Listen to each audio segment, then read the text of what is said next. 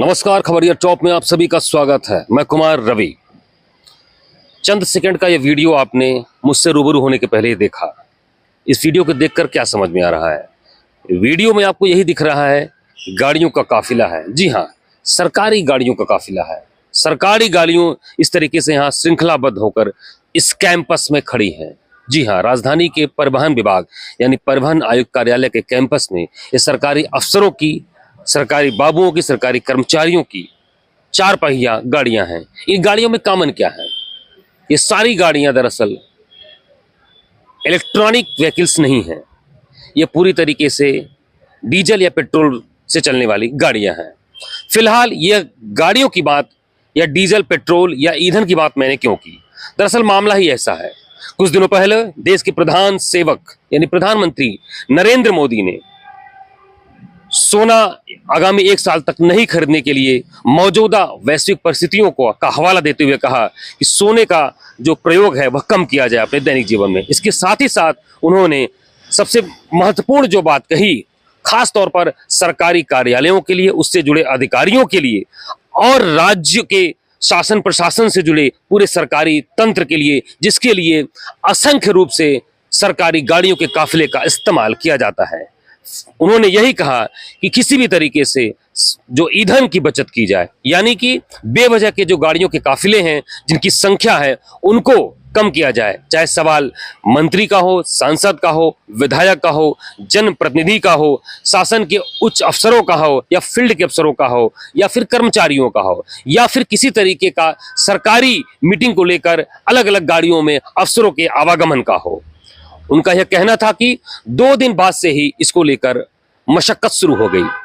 सूबे के मुख्यमंत्री योगी आदित्यनाथ ने देर रात शासन के उच्चस्थ अपने अफसरों के साथ अहम मीटिंग की और उन्होंने देश के प्रधानमंत्री नरेंद्र मोदी द्वारा कहे गए इन बातों को अपने राज्य के सरकारी मशीनरी तंत्र में किस तरीके से इसको इंप्लीमेंट किया जाए, उस पर उन्होंने मंथन करना शुरू कर दिया।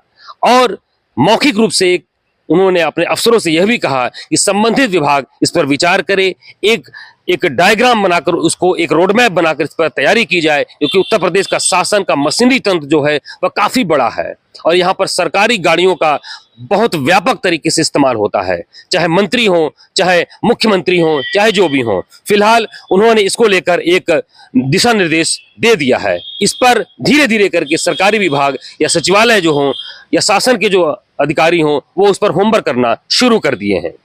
लेकिन इससे पहले ही अपने कथन के 2 दिन बाद ही प्रधानमंत्री नरेंद्र मोदी का एक वीडियो वायरल होता है, जिसमें केवल वो दिल्ली की सड़कों पर या अपने कार्यालय की तरफ जाने के लिए केवल 2 गाड़ियों के काफिले का इस्तेमाल करते हुए दिखाया गया है। वहीं देश के गृह मंत्री यानी होम मिनिस्टर अमित शाह ने भी अपने काफिलों में गाड़ियों की संख्या को कम करते हुए उन्हें 4 की संख्या पर लाकर खड़ा कर दिया। तो निश्चित तौर पर यह राज्य सरकारों के लिए यह स्पष्ट संदेश है प्रधानमंत्री और गृह मंत्री का कि किस तरीके से आपको सरकारी काफिलों में जो इस्तेमाल होने वाली गाड़ियों की संख्या कम करनी है और साथ ही इलेक्ट्रॉनिक यानी ईवी व्हीकल्स की तरफ आपको अधिक से अधिक जो है सक्रियता बरतनी है कि उसका इस्तेमाल आए दिन हो। वैसे इलेक्ट्रॉनिक व्हीकल्स की पॉलिसी को लेकर अगर हम बात करें तो परिवहन विभाग उत्तर प्रदेश में इसका नोडल विभाग है और ईवी व्हीकल्स की खरीद फरोख्त को बढ़ावा देने के लिए आम जनों के बीच सरकार ने इसे पूरी तरीके से रोड टैक्स से माफ कर रखा है।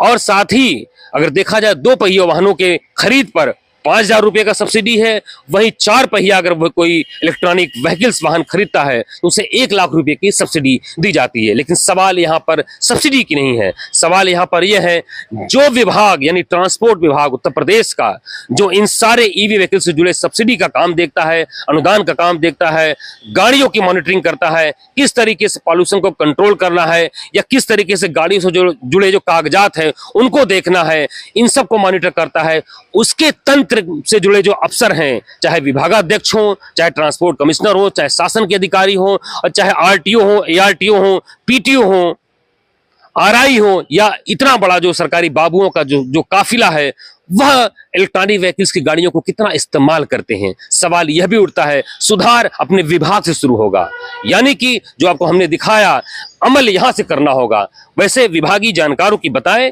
तो इस तरह का एक आदेश परिवहन विभाग मुख्यालय को बहुत पहले ही आ चुका है कि केवल हेड ऑफ डिपार्टमेंट यानी विभागाध्यक्ष को छोड़कर और जितने भी अधीनस्थ कर्मचारी और अधिकारी हैं वह कम से कम गाड़ियों का, सरकारी गाड़ियों का इस्तेमाल करें और साथ ही विकल्प के तौर पर जो है अपने अपने दैनिक जो एक आवागमन में कार्यालय के आने जाने के लिए वह ईवी व्हीकल्स यानी इलेक्ट्रॉनिक वाहनों का इस्तेमाल अधिक से अधिक करें और साथ ही जो है पब्लिक ट्रांसपोर्ट व्हीकल्स का इस्तेमाल करें। ऐसे में देखने वाली बात होगी कि देश के प्रधान सेवक यानी प्रधानमंत्री नरेंद्र मोदी, देश के गृह मंत्री यानी अमित शाह और उसके साथ ही साथ उनके बातों को आगे जोड़ते हुए सूबे के मुखिया यानी मुख्यमंत्री योगी आदित्यनाथ के इस दिशा निर्देश या इस कथन के बाद किस तरीके से उत्तर प्रदेश राष्ट्र का जो परिवहन विभाग है अपने मुख्यालय से लेकर अपने फील्ड के अफसरों या फिर बाबुओं को किस तरीके से इलेक्ट्रॉनिक व्हीकल्स के अधिक से अधिक उपयोग को लेकर प्रेरित करता है या किस तरीके की पॉलिसी बनाकर पहले अपने में खुद को सुधार करता है, उसके बाद आम जनता जनार्दन को इसके लिए इंस्पायर करने का काम करता है। आगे बने रहिए खबरिया टॉप के साथ, मैं कुमार रवि।